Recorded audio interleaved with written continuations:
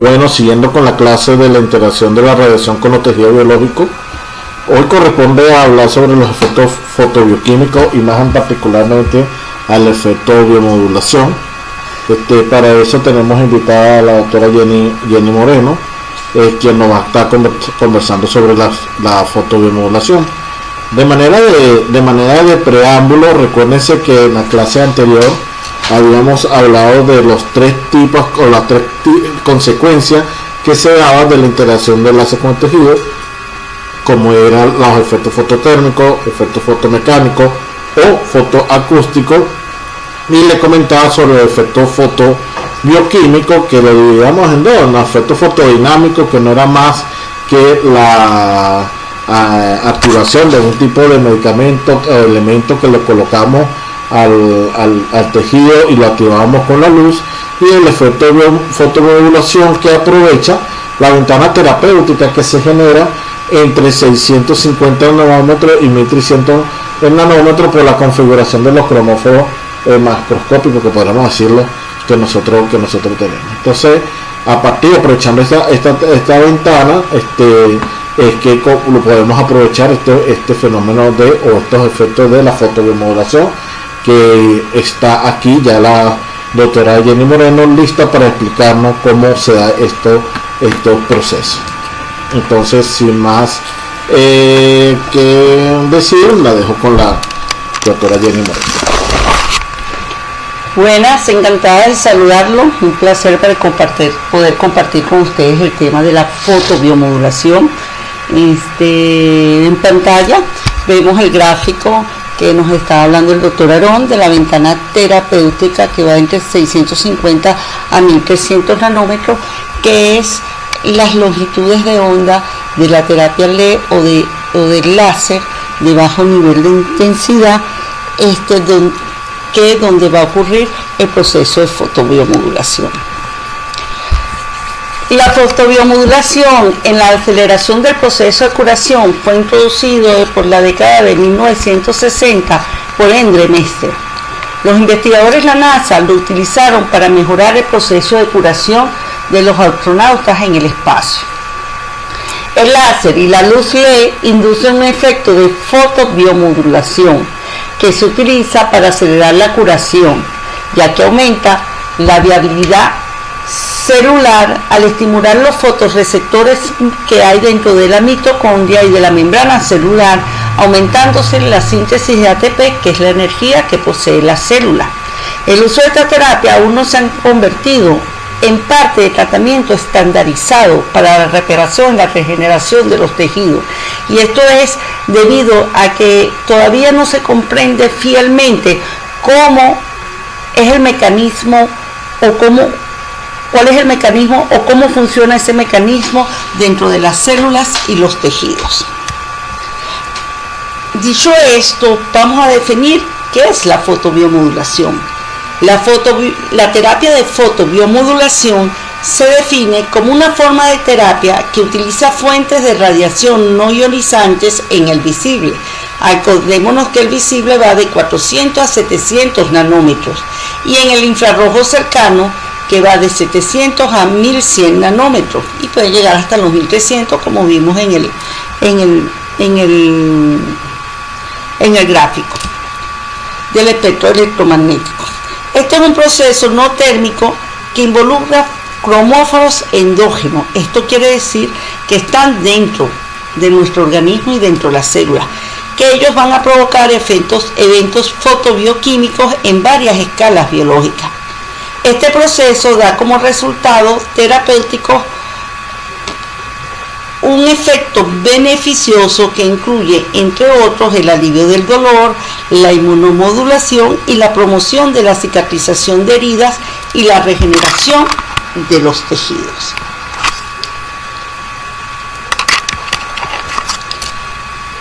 En un principio,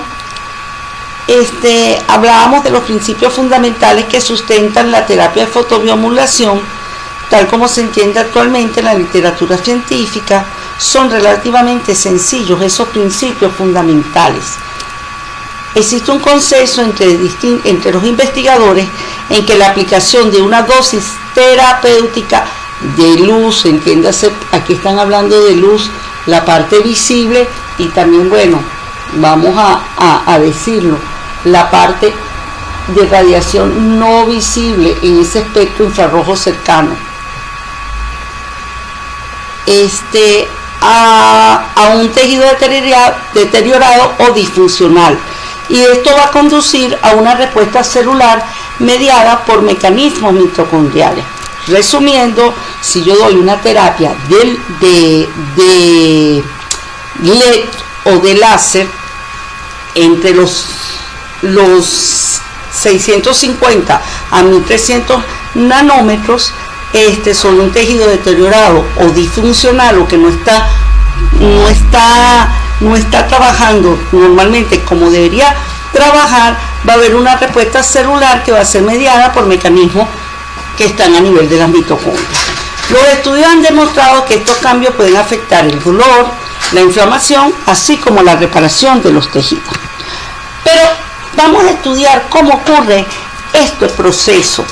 Yo les dije anteriormente que se hablaba de que no estaba bien dilucidado, no bien comprendido. Entonces podemos hablar de dos mecanismos de acción. Uno que trata cuando colocamos una radiación no ionizante que va de 600 a 810 nanómetros, ella va a ser absorbida, fíjense que pasa a través de la membrana celular por las mitocondrias.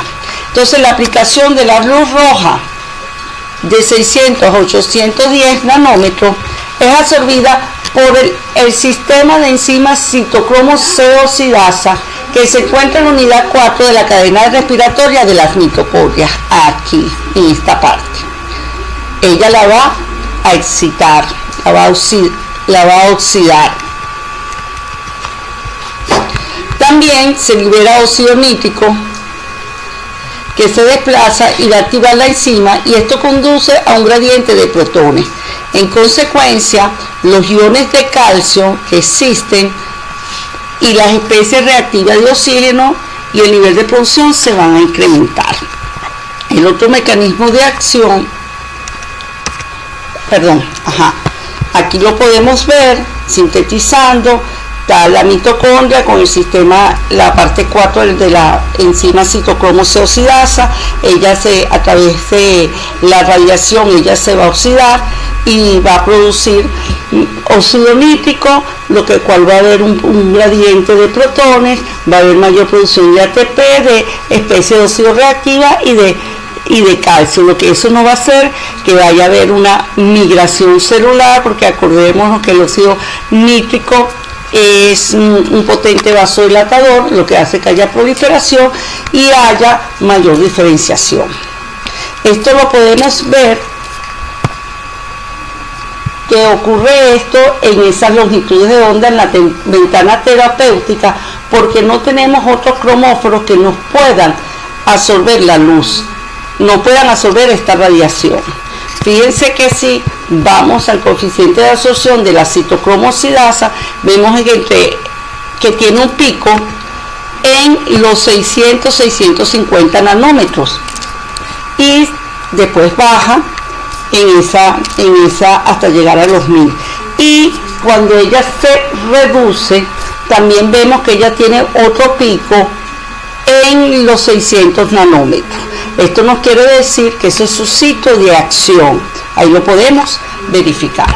Por otro lado, el otro mecanismo de acción es cuando aplicamos infrarrojo cercano entre 800 a 1064 nanómetros.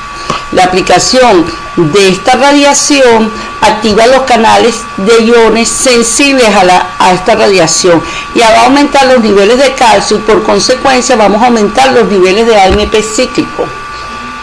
Y las especies de óxido resistente. Todas estas actividades van a aumentar la diferenciación, proliferación y migración celular, entre otras cosas. Si nosotros tenemos el mecanismo de acción en conjunto, podemos ver que las dos longitudes de onda nos van a actuar a nivel de la mitocondria, y aquí va a entrar a través de los canales de calcio, de los canales los canales de iones que son sensibles a la radiación en la membrana celular, va a producir un cambio, e igualmente como esta luz de 600-810 activa o oxida la citocromo C oxidasa para producir el efecto que explicamos anteriormente, lo que nos va a dar una mayor proliferación de células y va a haber diferenciación de tejidos para lograr que ese tejido vuelva a ser funcional y esté activo metabólicamente. Una vez que ocurre esto, entonces nosotros podemos ver que este mecanismo de fotobiomodulación lo que hace es darnos energía, nos va a dar energía en forma de ATP y AMP cíclico. Al tener más energía, la energía es el combustible para que actúe, para que las células funcionen, todas las células del organismo y por ende nuestro organismo. Al haber mayor energía, hay mayor tasa de respiración celular, va a haber proceso de factor de crecimiento de fibroblastos, para que se restauren los tejidos y hay factor de crecimiento epidermal. También hay las especies se intervienen a nivel de las especies óxido resistentes, produciendo proliferación celular y induce también la diferenciación neuronal. El óxido nítrico, como mencioné anteriormente, es un potente vasodilatador que va a interactuar en la modulación de la inflamación, ya que hace que haya migración de esas células del componente sanguíneo hacia la zona y nos va a hacer que nos disminuyan las interleuquinas y las prostaglandinas, disminuyendo la inflamación para que haya un mejor funcionamiento del tejido y vamos a decirlo así, que vuelva a la normalidad. A nosotros bajar la inflamación, porque la interleuquina y la prostaglandina se liberan en gran cantidad cuando hay inflamación, vamos a disminuir el edema, la temperatura y otros puntos, lo que hace que vamos a tener la mitad del proceso ganado y vamos a acelerar el proceso de curación o de restitución o de proliferación de fibroblastos. Este es el efecto que ocurre cuando nosotros usamos este tipo de dispositivos LED, como la máscara LED, la cabina LED, la cascoterapia LED. Entonces, eso es lo que nos permite entender cómo es este proceso de fotobiomodulación. Existe la fotobiomodulación y, como dijo también el doctor anteriormente, la fototerapia lumínica. La diferencia de la fototerapia lumínica con la fotobiomodulación, que la fototerapia lumínica ponemos un producto que lo activamos a través de la luz o de la radiación, mientras que la fotobiomodulación lo que hacemos es que la radiación va a actuar a nivel de los cromóforos que tenemos dentro de nuestro organismo, que en este caso para este tipo de radiación a esa longitud, con el efecto bioquímico, tenemos en la mitocondria, es el principal cromóforo. Entonces ella nos va a hacer esos cambios para que la célula esté más activa metabólicamente, respire mejor y podemos tener el proceso de restauración o de funcionabilidad de los tejidos. Bueno, espero que hayan quedado, espero que la explicación le haya sido de su interés. Cualquier duda la podemos discutir en el foro chat del jueves a las 7 de la noche. De todos modos, el doctor Aarón le va a decir cuándo, a qué hora exactamente lo vamos a hacer. Buenas tardes, hasta luego.